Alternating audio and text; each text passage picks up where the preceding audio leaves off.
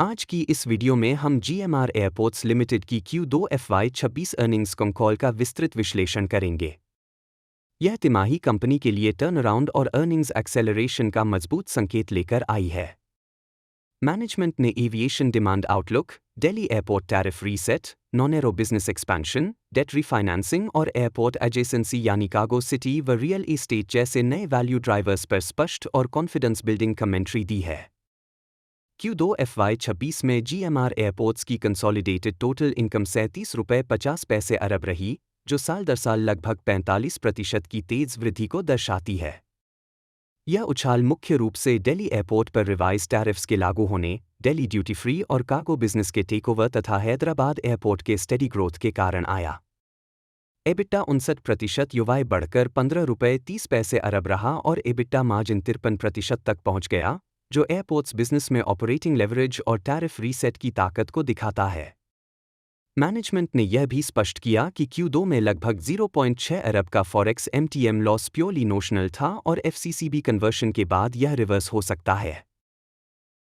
Profitability के मोर्चे पर GMR एयरपोर्ट्स ने Q2 FY26 में कंटिन्यूइंग ऑपरेशंस से ₹351 मिलियन का पैट दर्ज किया, जबकि पिछले वर्ष इसी तिमाही में भारी घाटा था। मैनेजमेंट ने बताया कि अगर फॉरेक्स हिट न होता, तो रिपोर्टेड पैट और भी बेहतर होता। नेट डेट FCCB को एक्सक्लूड करने पर ₹340 अरब रहा और रीफाइनेंसिंग के चलते इंटरेस्ट कॉस्ट में मीनिंगफुल सेविंग्स हासिल हुई। Q2 में ₹59 अरब के नॉन कन्वर्टिबल बॉन्ड्स रेस किए गए, जिससे पुराने महंगे कर्ज को रीपे किया गया और 300 बेसिस पॉइंट्स तक की सेविंग संभव हुई। ऑपरेशनल परफॉर्मेंस की बात करें तो Q2 में पैसेंजर ट्रैफिक 27.8 मिलियन रहा, जो युवाए आधार पर 3.5% कम था। इसका कारण जियोपॉलिटिकल डिसरप्शंस और दिल्ली एयरपोर्ट के रनवे अपग्रेडेशन से जुड़ी अस्थायी ऑपरेशनल बाधाएं रहीं। मैनेजमेंट ने स्पष्ट किया कि ये फैक्टर्स टेम्पररी थे और Q3, जो सीजनली स्ट्रॉन्गेस्ट क्वार्टर होता है, में ट्रैफिक में शार्प रिकवरी देखने को मिल रही है। दिल्ली एयरपोर्ट पर T2 पूरी तरह ऑपरेशनल हो चुका है और विंटर स्केड्यूल के साथ कई राउट्स वापस आ रहे हैं। दिल्ली एयरपोर्ट की फाइनेंशियल्स Q2 की सबसे बड़ी हाईलाइट रहीं। टोटल इनकम ₹18.50 अरब रहा, जिसमें एरो रेवेन्यूज 166% युवाए बढ़े, रिवाइज टैरिफ्स के कारण। एबिटा 69% युवाए बढ़कर ₹6.70 अरब पहुंचा, जो पिछले 4 वर्षों का हाईएस्ट क्वार्टरली एबिटा है। एयरपोर्ट ने Q2 में ₹736 मिलियन का प्रॉफिट भी दर्ज किया। हैदराबाद एयरपोर्ट ने भी रिकॉर्ड क्वार्टरली एबिटा ₹4.30 अरब दर्ज किया और लगातार पैट पॉजिटिव बना रहा।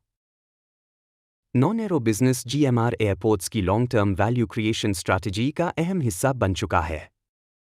Q2 में दिल्ली, हैदराबाद और गोवा एयरपोर्ट्स पर कंबाइंड नॉन एरो रेवेन्यूज 13% युवाए बढ़े। ड्यूटी फ्री स्पेंड पर पैसेंजर दिल्ली में ₹1046 और हैदराबाद में ₹777 तक पहुंच गया। मैनेजमेंट ने कहा कि नॉन एरो रेवेन्यू ग्रोथ के लिए 14-15% युवाए को मिनिमम थ्रेशहोल्ड माना जा रहा है और ड्यूटी फ्री, रिटेल, FB व कार पार्किंग जैसे वर्टिकल्स में सस्टेनेबल ग्रोथ दिख रही है।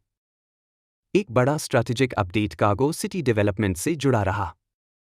दिल्ली एयरपोर्ट पर 50.5 एकर्स में कार्गो सिटी प्रोजेक्ट के लिए GMR एयरपोर्ट्स को कंसेशन मिला है, जिसमें वेयरहाउसिंग, प्रोसेसिंग जोन्स और लॉजिस्टिक्स इंफ्रास्ट्रक्चर विकसित किया जाएगा। मैनेजमेंट ने संकेत दिया कि इस बिजनेस में एबिटा मार्जिन 70% से अधिक हो सकते हैं और यह long term annuity style revenue stream बनेगा। इंपॉर्टेंटली, यह लैंड कमर्शियल रियल एस्टेट से अलग है और एयरपोर्ट कंसेशन के अंत में EAI को रिवर्ट होगा। एयरपोर्ट एक्सपेंशन और केपेक्स आउटलुक पर मैनेजमेंट ने कहा कि नियर टर्म में कोई लार्ज ग्रीनफील्ड केपेक्स नहीं है, सिवाय भोगापुरम एयरपोर्ट के, जहां 87.5% फिजिकल प्रोग्रेस पूरा हो चुका है और अगले 9-12 महीनों में कमीशनिंग की उम्मीद है। हैदराबाद एयरपोर्ट एक्सपेंशन के लिए ₹14,000 करोड़ के मास्टर प्लान पर वर्क शुरू हो चुका है, लेकिन एग्जीक्यूशन सिवाय 27 के बाद एक्सपेक्टेड है। दिल्ली एयरपोर्ट पर फोकस लार्ज केपेक्स की बजाय टर्मिनल एफिशिएंसी और इंटरनेशनल मिक्स ऑप्टिमाइजेशन पर रहेगा। ओवरऑल, GMR एयरपोर्ट्स की Q2 FY26 कॉल यह दर्शाती है कि company strong aviation demand, tariff reset, non aero monetisation और डिसिप्लिन्ड बैलेंस शीट मैनेजमेंट के दम पर मल्टी ईयर अर्निंग्स अपसाइकिल में प्रवेश कर चुकी है। आने वाले क्वार्टर्स में ट्रैफिक रिकवरी और full quarter impact of duty free एवं कार्गो बिजनेसेस से परफॉर्मेंस और बेहतर होने की संभावना है। अंत में एक महत्वपूर्ण डिस्क्लेमर, यह वीडियो केवल शैक्षणिक उद्देश्य के लिए बनाया गया है। यह किसी भी प्रकार की निवेश सलाह नहीं है। निवेश से पहले कृपया SEBI रजिस्टर्ड इन्वेस्टमेंट एडवाइजर से सलाह अवश्य लें।